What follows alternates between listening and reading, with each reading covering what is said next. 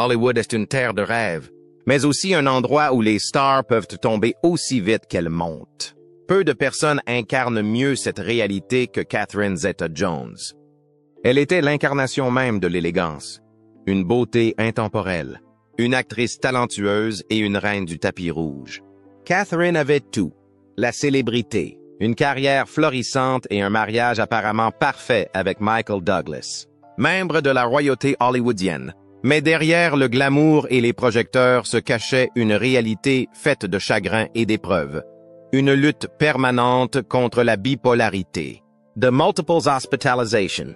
Un mariage mis à rude épreuve par les scandales. Un mari confronté à des accusations de harcèlement et à la controverse autour de sa maladie. Un beau-fils condamné à la prison et une série d'épreuves personnelles qui auraient brisé beaucoup de gens. Comment Catherine Zeta-Jones a-t-elle réussi à surmonter tout cela? Voici l'histoire d'une femme qui a refusé de se laisser abattre. Une histoire de force, de survie et de persévérance sans faille dans un milieu qui ne pardonne rien. Née le 25 septembre 1969 à Swansea, au pays de Galles, Catherine est issue d'un milieu modeste. Son père était boulanger et sa mère couturière. La vie n'a jamais été facile. Enfant, elle a failli perdre la vie à cause d'un virus dangereux qui lui a causé de graves problèmes respiratoires. Une trachéotomie lui a sauvé la vie, mais lui a laissé une cicatrice au cou, souvenir indélébile de son premier combat pour survivre. Bien que la famille ait connu des difficultés financières, le destin a pris un tournant lorsque ses parents ont gagné 100 000 livres sterling à une loterie locale. Cette manne providentielle a tout changé. Ils ont acheté une pâtisserie, déménager dans un quartier plus agréable et, surtout, utiliser cet argent pour soutenir la passion grandissante de Catherine pour les arts du spectacle. À partir de ce moment, Catherine s'est lancée dans un extraordinaire parcours artistique, marqué par des triomphes, des épreuves et une volonté inébranlable de s'élever. À l'âge de 4 ans, elle chantait et dansait déjà avec la troupe de son église. À 11 ans, elle a joué dans la comédie musicale Annie. À 13 ans, elle a brillé sur les planches du West End dans Bugsy Malone. Puis, à 14 ans, un tournant majeur est survenu. Elle a auditionné pour une comédie musicale nationale mise en scène par Mickey Dolenz des Monkees. Non seulement elle décroche le rôle, mais elle est immédiatement emmenée à Londres pour jouer dans The Pajama Game. À l'âge de 15 ans, Catherine Zeta-Jones prend une décision audacieuse. Elle abandonne l'école pour se consacrer entièrement à la comédie. Alors que beaucoup considèrent cette décision comme risquée, elle est convaincue que le métier d'actrice n'est pas seulement sa passion, mais aussi sa destinée. Après avoir fait ses débuts dans l'industrie cinématographique, Catherine décroche son premier grand rôle dans Pelham One Night d'Anthony Comendis, un film basé sur le légendaire Mille et une nuits. Elle y incarne Scheherazade, le personnage central du conte. Cependant, le film est un échec cuisant, tant sur le plan critique que commercial. En France, il ne se vend qu'à 254 739 entrées et se classe 68e au box-office cette année-là. Les critiques sont tout aussi peu impressionnés et, alors que sa carrière cinématographique vient de commencer, celle-ci est pratiquement au point mort. Après ce premier revers, Catherine se rend compte qu'il n'est pas facile de percer à Hollywood, mais plutôt que d'abandonner. Elle retourne en Angleterre pour chercher de nouvelles opportunités. De retour chez elle, elle connaît rapidement le succès à la télévision britannique. Elle décroche le rôle principal dans The Darling Buds of May 1991 à Canal 13, une série télévisée très populaire à l'époque. Le succès de la série fait de Catherine l'une des actrices de télévision les plus célèbres du Royaume-Uni, lui valant même le titre de trésor national pour sa beauté classique et élégante. Mais malgré sa renommée grandissante, elle a refusé de se contenter de cela. Elle avait les yeux rivés sur Hollywood, l'endroit où les rêves deviennent réalité. Déterminée à conquérir Hollywood, Catherine a déménagé aux États-Unis, mais son rêve s'est rapidement transformé en cauchemar. Personne dans l'industrie ne s'intéressait à une actrice de télévision britannique. Les rôles qu'elle a réussi à décrocher dans des films tels que Splitting Hairs en 1993, The Phantom en 1996 et Christopher Columbus, The Discovery en 1992 étaient insignifiants et n'ont eu que peu d'impact, les opportunités se faisant de plus en plus rares. Hollywood semblait de plus en plus inaccessible. Beaucoup dans l'industrie pensaient que Catherine n'avait pas le charisme nécessaire pour devenir une véritable star. Alors que toutes les portes semblaient se fermer, le destin est intervenu. En 1993, Catherine a joué dans Young Indiana Jones Chronicles, une série télévisée soutenue par Steven Spielberg. Spielberg remarqua Catherine, captivé par sa beauté intemporelle et sa présence rare à l'écran. Il existe deux théories sur la façon dont Spielberg l'a découverte. Certaines sources affirment qu'il a été attiré par Catherine après avoir vu la mini-série télévisée Titanic en 1996, tandis que d'autres pensent qu'il a été impressionné par sa performance dans les aventures du jeune Indiana Jones. Quoi qu'il en soit, Spielberg a vu quelque chose de spécial en Catherine et a cru qu'elle avait le potentiel pour devenir une véritable star de cinéma. Le moment décisif de la carrière de Catherine Zeta-Jones est survenu en 1998, lorsqu'elle a décroché le rôle d'Elena Montero dans Le Masque de Zorro, aux côtés d'Antonio Banderas et d'Anthony Hopkins. Catherine a brillé de mille feux. Sa beauté classique, son aura royale et son charme indéniable à l'écran ont rendu le public incapable de détourner les yeux. Mais elle n'était pas seulement un beau visage. Sa détermination farouche et la profondeur de son jeu ont donné vie à Elena, un personnage fort, séduisant et farouchement indépendant. De son regard à ses gestes, en passant par chacune de ses répliques, Catherine a fait d'Elena un personnage inoubliable, rehaussant ainsi l'attrait du film. Cependant, décrocher ce rôle n'a pas été une mince affaire. Elle a dû surpasser une concurrence féroce, notamment Penelope Cruz, Isabella Scorupco et même Shakira. Pour incarner Elena Montero à la perfection, Catherine s'est lancée dans un entraînement intensif. Elle a passé des mois à maîtriser l'équitation, le combat à l'épée, la danse et à perfectionner son espagnol afin de garantir une performance des plus authentiques. Elle a notamment tourné toutes ses scènes de combat à l'épée avec Antonio Banderas, sans doublure, renforçant ainsi la présence puissante et captivante d'Elena à l'écran. Le film est immédiatement devenu un succès au box-office, rapportant plus de 250 millions de dollars dans le monde entier pour un budget de 95 millions de dollars.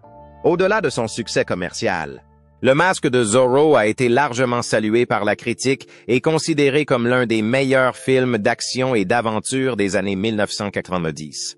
Catherine Zeta-Jones a reçu une vague d'éloges, de nombreux médias la déclarant l'une des actrices les plus fascinantes d'Hollywood. Avec Le Masque de Zorro, Catherine Zeta-Jones a officiellement conquis Hollywood. Elle n'était plus seulement une star montante de la télévision britannique, mais une véritable star de cinéma, très convoitée par les plus grands réalisateurs. Après cette percée, elle a continué à prouver qu'elle était plus qu'une simple beauté, qu'elle avait un talent indéniable. Don's Entrapment. En 1999, elle partage l'affiche avec le légendaire Sean Connery, marquant ainsi une autre étape importante de sa carrière. Le film devient emblématique pour sa scène où Catherine esquive des tirs laser, faisant preuve d'une agilité, d'une élégance et d'un charme magnétique incroyable.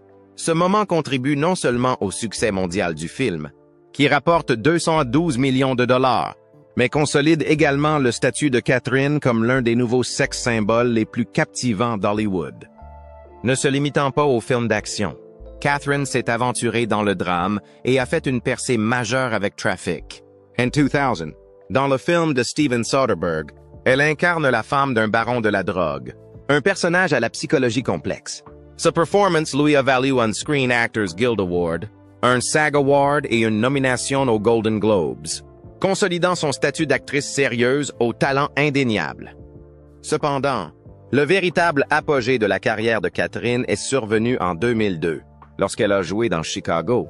Cette comédie musicale a non seulement été un énorme succès au box-office, avec 306 millions de dollars de recettes, mais elle a également remporté l'Oscar du meilleur film.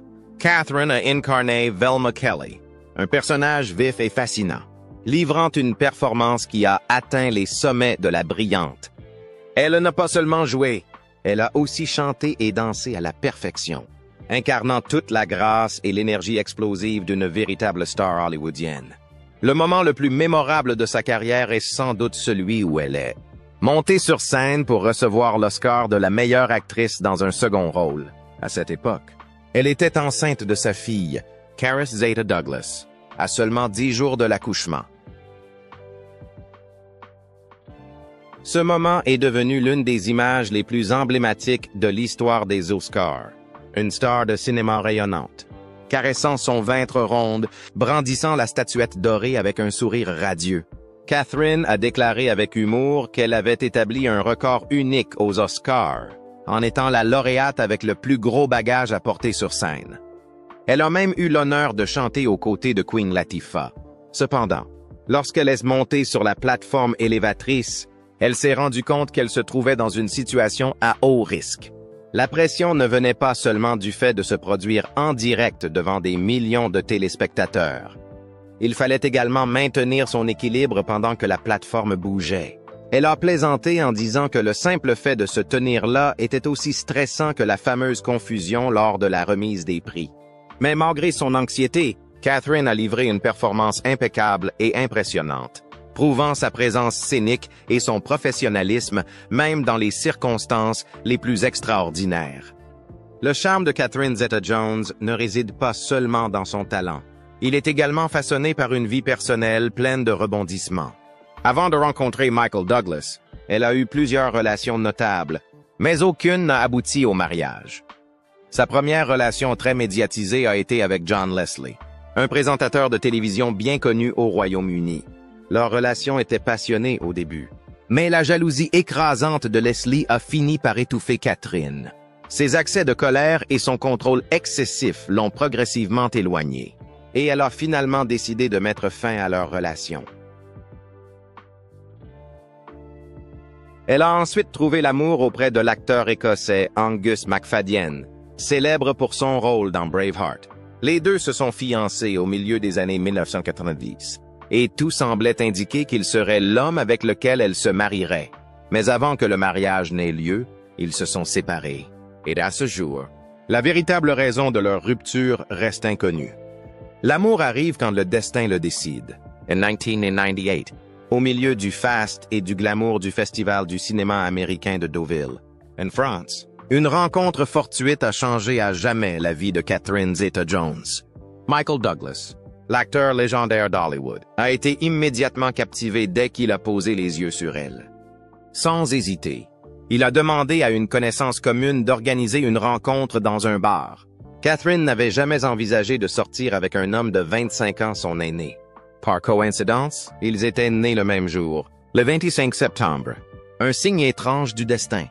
Mais lorsque Michael lui a dit pour la première fois « Tu seras la mère de mes enfants », elle a été prise de court. Pour elle, cela ressemblait à une phrase de drague exagérée, et elle a rapidement cherché une échappatoire. « J'ai beaucoup entendu parler de vous, mais je pense qu'il est temps que je vous dise bonne nuit », a-t-elle répondu, laissant Michael perplexe. Mais Michael Douglas n'était pas du genre à abandonner facilement.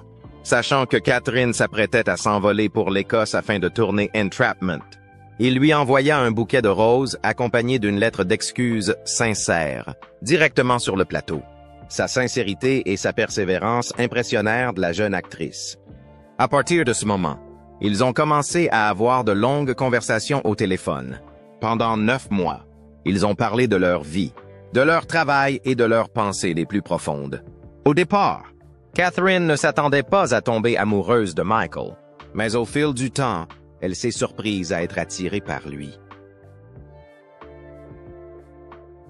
Puis, un jour, ils ont tous deux réalisé que l'amour s'était discrètement installé entre eux. Leur relation s'est transformée en une romance intense et passionnée. Le soir du réveillon de 49, alors qu'ils passaient leurs vacances à Aspen, dans le Colorado, tous deux souffrant d'une terrible grippe, Michael a décidé de rendre ce moment inoubliable. À la lueur chaleureuse des bougies, il a sorti une bague vintage en diamant de 10 carats d'une valeur d'1 million de dollars et a demandé Catherine en mariage. Bien que surprise, Catherine a immédiatement dit oui. Leur joie a été double lorsque Catherine a découvert qu'elle était enceinte. Ne voulant pas garder le secret trop longtemps, Michael a annoncé la nouvelle lui-même. Nous avions prévu de garder cela privé encore un peu, mais oui, Catherine est enceinte et nous sommes tous les deux ravis. Le 8 août 2000, le couple a accueilli son premier enfant, Dylan Douglas. 3 mois plus tard, le monde a assisté à l'un des mariages les plus extravagants de Hollywood. Le 18 novembre 2000, à l'Hotel Plaza de New York, Catherine et Michael sont officiellement devenus mari et femme lors d'une cérémonie somptueuse qui a coûté 1,5 million de dollars. La mariée portait une magnifique robe Christian Lacroix, assortie d'une alliance celtique achetée à Aberystwyth, au pays de Galles, en hommage à ses racines. La cérémonie a réuni de nombreuses stars, notamment Tom Hanks, Brad Pitt, Sharon Stone, Steven Spielberg, Jennifer Aniston et bien d'autres. Le fils de Michael issu d'un précédent mariage, Cameron Douglas, était le témoin, tandis que le petit Dylan, âgé de 3 mois seulement, était tenu dans les bras de son père en ce jour mémorable. Malgré leurs efforts pour contrôler l'exposition médiatique en vendant les droits exclusifs des photos au magazine OK pour 1 million de dollars, ils n'ont pas pu échapper aux regards indiscrets des tabloïds. Le magazine Hello a secrètement pris et publié 6 photos non autorisées de l'événement, violant ainsi la vie privée du couple. Furieux, Catherine et Michael ont poursuivi Hello pour violation des droits à l'image et atteinte à la vie privée. Dans un premier temps, le tribunal leur a donné raison, mais en tout un appel a infirmé le verdict. Le juge a estimé que les actions de Hello n'avaient pas causé de préjudice significatif, permettant ainsi au magazine d'échapper à une lourde amende. Bien que le procès ait suscité une certaine frustration, il n'a fait qu'attiser l'intérêt du public pour le mariage. Après la grande célébration, Catherine et Michael se sont rapidement installés dans une vie conjugale heureuse. 3 ans après leur mariage, Catherine a donné naissance à leur fille, Karis Zeta Douglas, en 2003. Souhaitant échapper au chaos hollywoodien, ils ont décidé de s'installer aux Bermudes, une petite île où Michael avait environ 70 parents. Ils y ont vécu pendant 6 ans, élevant leurs enfants dans un environnement paisible, loin des paparazzis et de la pression de la célébrité. Michael a un jour confié, « Nous avons pensé acheter une ferme à la campagne. Mais je me suis rendu compte que cela n'avait pas de sens d'aller si loin alors qu'un vol entre New York et les Bermudes ne dure que 90 minutes. C'est même plus rapide que d'aller dans les Hamptons. » À première vue, la vie de Catherine Zeta-Jones semblait parfaite. Une carrière florissante, un mari aimant et 2 beaux enfants. Mais derrière cette façade éblouissante, elle menait un combat invisible. Après avoir donné naissance à Karis en 2003, Catherine a commencé à montrer des signes de troubles bipolaires, une maladie mentale qui provoque des sautes d'humeur extrêmes, entre des phases d'euphorie et des épisodes dépressifs profonds. Elle a essayé de cacher ses difficultés, apparaissant toujours radieuse en public, mais à l'intérieur, elle menait une guerre sans fin contre son propre esprit. La maladie n'a pas seulement affecté son mental, elle a également eu des répercussions physiques, entraînant de multiples hospitalisations. Malgré tout, Catherine a gardé tout cela secret, déterminée à ne pas laisser le monde voir la noirceur contre laquelle elle luttait. Mais plus elle essayait de le cacher, plus la situation empirait. À peu près à la même époque, une autre crise a secoué leur famille. En 2009, le fils de Michael Douglas issu d'un précédent mariage, Cameron Douglas, a été arrêté pour possession et trafic de drogue. Le scandale a fait de l'effet d'une bombe à Hollywood, entraînant la famille Douglas dans une tempête médiatique. Les choses ont pris une tournure encore plus sombre en 2010, lorsque Cameron a été arrêté pour vente de drogue alors qu'il était en prison, ce qui a prolongé sa peine à 7 ans. Pour Michael, qui avait passé sa vie à se construire une carrière légendaire, voir son fils comparaître devant un juge a été un coup terrible. Il se sentait profondément coupable, convaincu que sa quête incessante du succès avait poussé Cameron sur une pente destructrice. Dans une interview émouvante, Michael a admis « J'ai failli à Cameron. Il aurait pu mourir là-bas ou être tué par quelqu'un. Mais maintenant, in prison, il a au moins une chance de changer de vie. » Bien que Catherine ne soit pas la mère biologique de Cameron, elle ne pouvait s'empêcher de ressentir le poids du scandale sur sa famille. Pendant des années, elle a jonglé entre le soutien émotionnel de son mari et ses propres combats psychologiques. Mais plus elle essayait de rester forte, plus elle s'épuisait. En 2011, elle n'a plus été capable de le réprimer. Elle s'est fait admettre à l'hôpital pour suivre un traitement contre les troubles bipolaires. Pour la première fois, elle a publiquement reconnu ses problèmes de santé mentale, dans l'espoir que son histoire contribuerait à briser les tabous autour de la maladie mentale. Elle a déclaré « Je ne suis pas quelqu'un qui aime exposer sa vie privée, mais depuis que mon état a été rendu public, j'espère pouvoir aider les autres à comprendre qu'ils ne sont pas seuls. La santé mentale n'est pas quelque chose dont il faut avoir honte. » Mais alors que Catherine rassemblait ses forces pour guérir, une crise encore plus grave a frappé, qui allait mettre leur mariage en péril. En 2010, Michael Douglas a été diagnostiqué d'un cancer de la gorge au stade 4. Un verdict dévastateur pour un homme qui avait autrefois été au sommet d'Hollywood. Pour Catherine, ce fut le plus grand choc de sa vie. Elle a mis toute sa carrière entre parenthèses, s'éloignant des plateaux de tournage, annulant tous ses projets et se consacrant entièrement à ses soins. Ces mois ont été un véritable cauchemar, voyant l'homme fort et charismatique qu'elle aimait dépérir peu à peu sous les effets brutaux de la chimiothérapie et de la radiothérapie. Tous ceux qui voyaient Michael Douglas à cette époque étaient sous le choc. Il avait perdu énormément de poids. Sa voix s'était détériorée et sa présence autrefois si dynamique s'était évanoui pour ne laisser place qu'à l'ombre frêle et vieillissante de lui-même. Pourtant, malgré la douleur, Michael se battait avec une détermination inébranlable, gardant toujours une attitude positive pour sa famille. Catherine, quant à elle, bien qu'elle paraisse forte en public, était rongée par une peur incessante. Elle n'avait jamais vraiment envisagé la possibilité de perdre Michael, l'homme qui avait construit sa vie avec elle, qui avait été à ses côtés pendant leurs moments les plus heureux. Cette peur a déclenché la résurgence de sa dépression. Pendant une année entière, Catherine a vécu sous une pression insupportable. Elle s'est poussée à bout, s'efforçant de remplir ses rôles d'épouse et de mère, mais à l'intérieur, elle se détériorait. Puis, en 2011, lorsque Michael a déclaré avoir vaincu le cancer, beaucoup ont pensé que la famille Douglas avait enfin retrouvé la paix. Mais la réalité était bien différente. Alors que Michael se remettait, la santé mentale de Catherine s'est détériorée. Son état s'est aggravé au point qu'elle a dû être hospitalisée pour suivre un traitement. Ses proches ont révélé qu'elle s'était complètement effondrée après le rétablissement de Michael, comme si les années passées à tout tenir ensemble avaient fini par lui ôter toute son énergie. Mais alors même qu'elle cherchait de l'aide pour surmonter ses difficultés psychologiques, elle a été soudainement plongée dans une nouvelle crise, cette fois-ci causée par la déclaration choquante de son propre mari. Lorsque Michael Douglas a parlé publiquement de son combat contre le cancer, il a stupéfié le monde entier en déclarant que son cancer de la gorge avait été causé par le HPV, un virus transmis par voie orale. Sa déclaration a immédiatement déclenché une frénésie médiatique, soulevant des questions non seulement sur sa santé, mais aussi sur sa vie sexuelle passée. Et bien que Catherine n'ait rien à voir avec cela, elle s'est soudainement retrouvée au centre de spéculations malveillantes.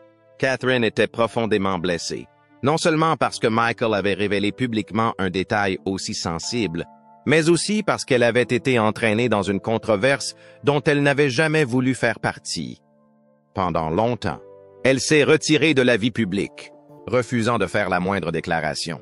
Mais tout le monde pouvait voir que des fissures avaient commencé à apparaître dans leur mariage. Après tout ce qu'ils avaient enduré, rien ne semblait pouvoir les séparer. Pourtant, en 2013, Hollywood a été secoué par la nouvelle de la séparation de Michael Douglas et Catherine Zeta-Jones après 13 ans de mariage. Il ne s'agissait pas seulement d'une rumeur divulguée par les tabloïds, mais d'une information confirmée par Michael lui-même dans une interview, laissant le public stupéfait. Immédiatement, les spéculations et les théories se sont répandues comme une traînée de poudre. Certaines sources affirmaient que Michael avait été infidèle, bien qu'aucune preuve concrète n'ait jamais été apportée. D'autres suggéraient que Catherine avait sombré dans l'alcoolisme et une grave dépression après des années de tension émotionnelle. Michael lui-même a subtilement fait allusion aux habitudes de consommation d'alcool de Catherine, alimentant encore davantage les spéculations. Des rumeurs circulaient selon lesquelles Catherine avait du mal à contrôler ses émotions et souffrait de crises violentes qui rendaient leur relation de plus en plus difficile et tendue.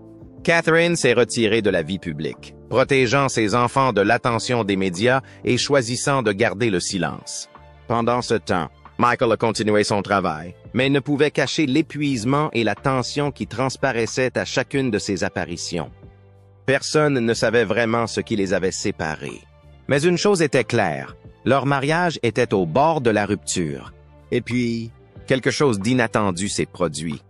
Après 8 mois de séparation, ils se sont réconciliés. Aucun divorce n'a été prononcé, aucune dispute amère n'a été relayée par la presse, aucune bataille juridique dramatique n'a eu lieu pour le partage des biens. Ils sont simplement réapparus ensemble, sans explication détaillée. Et cette fois, ils voulaient que le monde sache que leur amour était plus fort que jamais. Michael Douglas a déclaré plus tard « Nous sommes revenus plus forts que jamais ». Personne ne savait exactement ce qui les avait réconciliés, mais une chose était indéniable. Leur histoire d'amour n'était pas une romance hollywoodienne typique. C'était une lutte contre le destin, contre leurs propres blessures. Et ils avaient choisi de continuer à se battre l'un pour l'autre. Après des années de turbulences, la famille Douglas a enfin connu un moment de joie. En 2017, le fils de Michael, Cameron Douglas, a été libéré de prison après avoir purgé une peine de 7 ans. De plus, Cameron est devenu père, faisant de Michael et Catherine des grands-parents pour la première fois. Pour Michael, ce fut un moment de soulagement. Après avoir craint le pire pendant des années, il voyait enfin son fils reconstruire sa vie. Mais alors que tout semblait s'être calmé, une nouvelle tempête s'est abattue sur la famille. En 2018, Michael Douglas a été accusé de harcèlement sexuel par une ancienne employée. L'affaire a rapidement fait grand bruit, relançant l'attention du public. Catherine était sous le choc et le cœur brisé, ne sachant plus si elle pouvait faire confiance à son mari. Mais elle a finalement choisi de rester à ses côtés. Michael a vigoureusement nié les accusations, les qualifiant de complètement fausses. L'affaire n'a jamais abouti, mais la controverse a terni son image publique. Malgré tout, Catherine et Michael ont traversé cette tempête ensemble, prouvant une fois de plus que leur mariage était capable de résister aux épreuves les plus difficiles. En 2020, un autre changement majeur est survenu dans leur vie. Alors que leur fille Caris terminait le lycée et se préparait à entrer à l'université, Catherine et Michael sont officiellement entrés dans la phase du nid de vide. Cette période douce amère où les parents doivent s'adapter à une vie sans leurs enfants à la maison. Après plus de 2 décennies passées ensemble, ils ont réalisé qu'ils n'étaient plus que tous les deux. Michael a admis, c'est un peu effrayant. Nous ne sommes plus que tous les deux maintenant. Pour raviver leur lien, ils ont prévu un voyage spécial pour leur 20e anniversaire de mariage, se promettant de voyager ensemble une fois la pandémie terminée. Catherine a confié qu'ils aimaient tous les deux découvrir de nouveaux endroits et qu'il leur restait encore beaucoup de destinations à visiter en couple. Dans une interview, elle a déclaré en plaisantant que Michael avait de trop bons gènes, ce qui lui donnait l'impression que le temps avait passé trop vite. Il y a quelques années, ils sortaient ensemble, et aujourd'hui, ils célèbrent 2 décennies de mariage, avec un enfant à l'université et un autre qui va bientôt les rejoindre. Malgré leur célébrité, Catherine et Michael n'ont jamais poussé leurs enfants à devenir acteurs. Ils comprenaient le côté sombre d'Hollywood et voulaient que Dylan et Caris tracent leur propre chemin. Cependant, leurs 2 enfants se sont révélés exceptionnellement intelligents et ont étudié l'histoire et la politique. Ils ont même participé à un stage de théâtre à Broadway et ont brillamment joué, prouvant que l'amour des arts était toujours profondément ancré dans la lignée des Douglas. Lorsque la pandémie a frappé, Catherine et Michael ont d'abord ressenti un sentiment de vide, leurs enfants étant partis à l'université. Mais Dylan et Caris sont rentrés à la maison de manière inattendue, transformant cette période d'isolement en un moment précieux pour leur famille.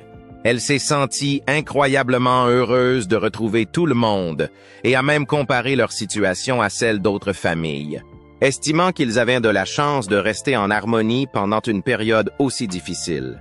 En 2021, une photo de Catherine et de sa fille, Karis Douglas, est devenue virale sur les réseaux sociaux. L'image des deux femmes côte à côte a impressionné de nombreuses personnes, qui ont remarqué leur ressemblance frappante. Catherine a même répondu avec humour aux commentaires, en riant du fait que les gens disaient qu'elle ressemblait à une version plus âgée de sa fille.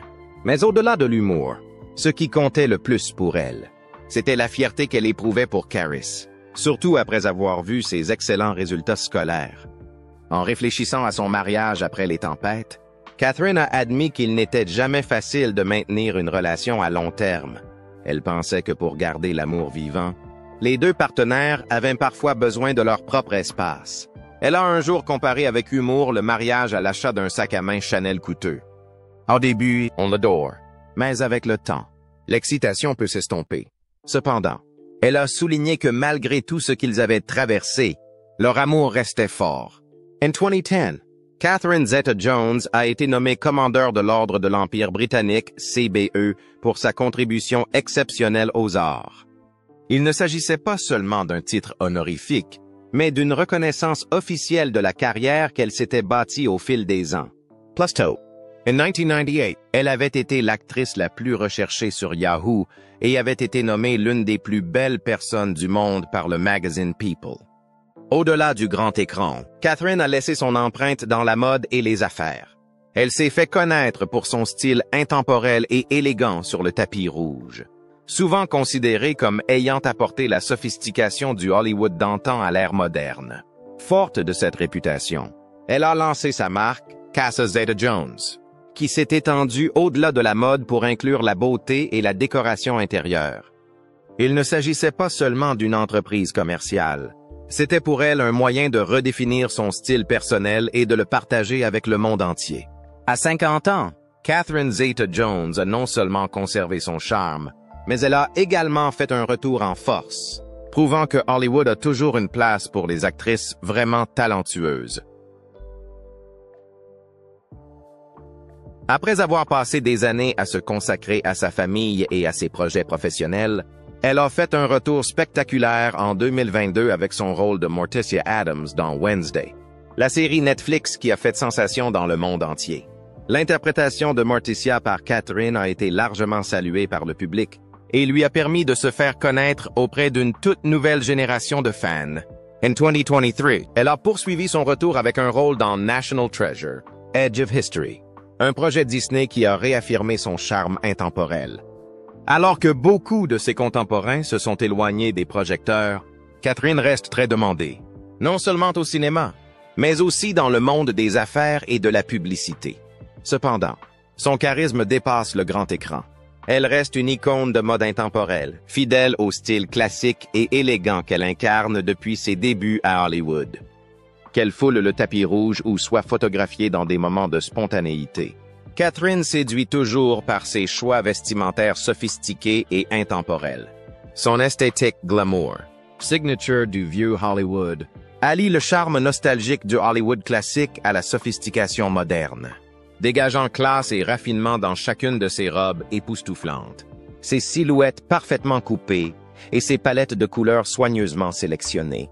Au-delà de sa carrière d'actrice, Catherine est également une entrepreneuse à succès. Elle est propriétaire de Casa Zeta-Jones, une marque de luxe qui propose des articles de mode, des chaussures, des cosmétiques et des objets de décoration. De plus, elle a gagné des dizaines de millions de dollars grâce à des contrats publicitaires avec de grandes marques telles que Visa, Elizabeth Arden, Alfa Romeo et T-Mobile, ce qui porte le total de ses revenus publicitaires à environ 20 millions de dollars. Grâce à leur carrière florissante et à leur sens aigu des affaires, Catherine et Michael Douglas vivent aujourd'hui dans un manoir de 33 millions de dollars en Espagne, profitant d'une seconde lune de miel après que leurs enfants ont grandi. Lorsqu'ils ne sont pas occupés par leur travail, ils voyagent à travers le monde, profitant d'une liberté qu'ils n'ont jamais connue au début de leur relation. La fortune de Catherine est estimée à environ 150 millions de dollars, ce qui lui permet de mener une vie luxueuse tout en restant discrète. Est-ce que c'est la chance qui a fait le succès de Catherine Zeta-Jones?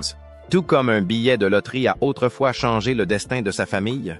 De petite fille d'une ville du pays de Galles à icône immortelle d'Hollywood, des lumières éblouissantes aux profondeurs les plus sombres. Elle a connu toutes les facettes de la gloire et de la perte. Mais si la chance seule avait suffi, elle n'aurait pas survécu aux innombrables tempêtes, aux maladies, aux crises familiales et aux scandales incessants. C'est son talent, sa résilience et sa détermination sans faille qui lui ont permis de rester forte et de continuer à briller pendant plus de 3 décennies. Hollywood n'a jamais manqué de stars qui ont connu la gloire grâce à la chance. Mais seules celles qui ont un vrai talent peuvent perdurer. Catherine en est la preuve. Et vous? Vous pouvez acheter un billet de loterie, mais n'oubliez pas que seul le talent peut vraiment changer le destin. Que pensez-vous du parcours extraordinaire de Catherine Zeta-Jones? Quel film? Quel moment ou quel chapitre de sa vie vous a le plus marqué? Laissez un commentaire ci-dessous et partagez votre avis. N'oubliez pas de liker et de vous abonner pour découvrir d'autres histoires fascinantes sur les légendes d'Hollywood. À bientôt dans la prochaine vidéo.